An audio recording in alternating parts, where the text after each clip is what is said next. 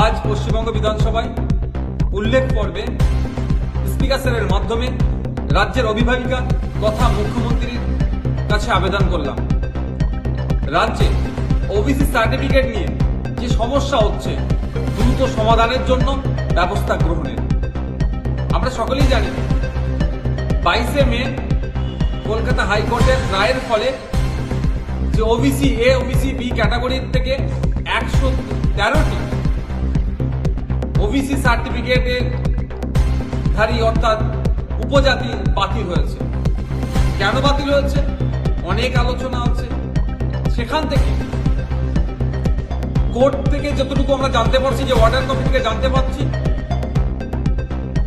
The West Bengal commission for backward classes act 1993 যে নিয়ম নির্দেশিকা আছে সেটাকে মেনে করেনি, ফলে কোর্ট বাতিল করে দিয়েছে।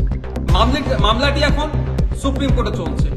আমিও এসএলপি করেছি সুপ্রিম কোর্টে, আমিও পার্টি হয়েছি, আমারও মামলা চলছে।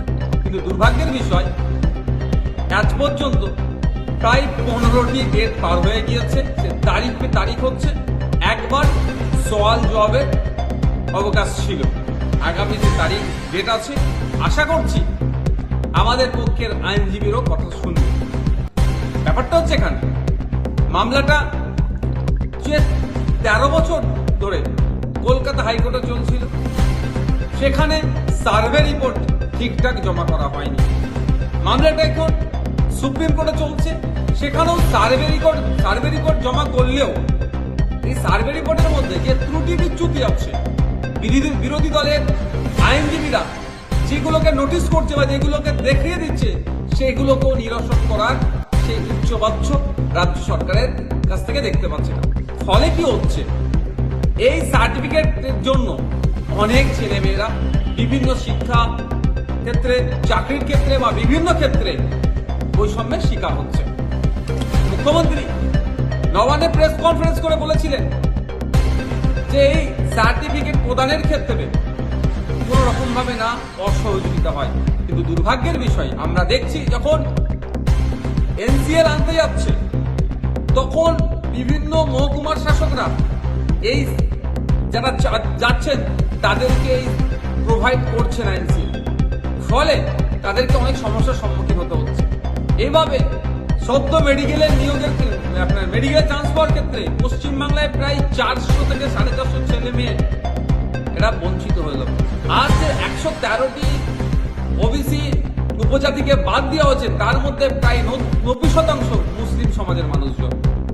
আমি রাজ্য সরকারের কাছে আবেদন করেছি এই এনসিএল এর ক্ষেত্রে যাতে কারো ক্ষেত্রে না কাউকে না ওখান থেকে বিতাড়িত করে, প্রত্যেকে যারা অ্যাপ্লিকেশন করবে যাতে দেওয়া হয়, এবং সাথে সাথে the West Bengal commission for backward classes 1993 act অনুযায়ী সার্ভে করে বিধানসভায় বিল পাস করিয়ে পুনরায় ওই সমস্ত জনগোষ্ঠীগুলোকে এই ওবিসি এবির আওতার মধ্যে ইনক্লুড করা হোক, এই আমি দাবি জানিয়েছি। আশা করছি রাজ্য সরকার সংখ্যালঘু সহ সংখ্যাগুরুদের পিছিয়ে বর্গের জন্য তিনি ভাববেন এটা গুরুত্ব সহকারে। কোর্টের মামলা কোর্টে চলবে, সার্ভে করে যথাযথ নিয়মকে মান্যতা দিয়ে বিধানসভায় বিল পাস করিয়ে এই 90% এবং আর বাকি 10% এই পুরো 100% যারা বাতিল হয়েছে তাদেরকে পুনরায় আবার ওবিসি ক্যাটাগরির মধ্যে আনবে। আর একটা দাবি যেটা জনমানুষে তোলা দরকার বলে মনে করছি, কেন্দ্রীয় সরকার ওবিসির ক্ষেত্রে 27% সংরক্ষণ দিচ্ছে, আর আমাদের রাজ্যে ওবিসির ক্ষেত্রে মাত্র 17%। আরো 10% বাড়িয়ে কেন্দ্রীয় সময়ের সংরক্ষণ হোক আমাদের রাজ্য ওবিসিদের ক্ষেত্রে, এই দাবিটাও আমি করছি।